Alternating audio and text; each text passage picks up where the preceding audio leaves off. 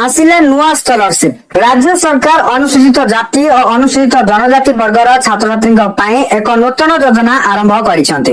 ए योजना रे छात्र छात्री माने क्यूएस रैंकिंग रे श्रेष्ठ 200 स्थान रे थिबा विदेशी शिक्षण स्थान रे स्नातकोत्तर और पीएचडी पाठ्यक्रम रे नाम लिखाई पारिबे। एथिपे आरंभ होईची विदेश छात्रवृत्ति योजना। एथिपे गत मंगलवार ठारू आवेदन आरंभ होईची। आसंता 31 तारीख अर्थात एही चलित मास अगस्त 31 तारीख जाए एही स्कॉलरशिप को अप्लाई करिवार सुविधा मिलिबो।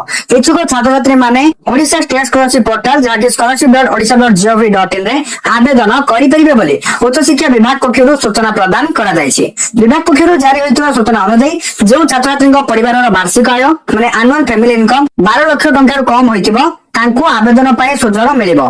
एथिरे मोट 50 जन एससी और एसटी वर्गर छात्र छात्री को सहायता प्रदान करा जिवो। उक्त योजना अधीन छात्रवृत्ति पाइबा को इच्छुक छात्र छात्री माने शिक्षा वर्ष जाके 2025-26 और 2026-27 वर्ष में आवेदन करि परिबे।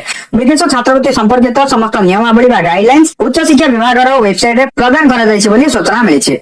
नोटिफिकेशन भी देखिया पाउथबे government of Odisha higher education department पखरु आसीथिबा नोटिफिकेशन। ए नोटिफिकेशन रे आपन को माने ए स्कॉलरशिप रो किछि डिटेल्स देखिया को मिलि जिवो जाके आपन एटी आराम से पढ़ी की जानि जाई पारिबे। तो ई पीडीएफ के मु आपन को हमरा टेलीग्राम चैनल रे प्रोवाइड कर देबे। ओके और गाइडलाइंस भी आपन को हमरा टेलीग्राम चैनल रे प्रोवाइड कर देबे। आपन सेटू डाउनलोड करके चेक करि परिबे।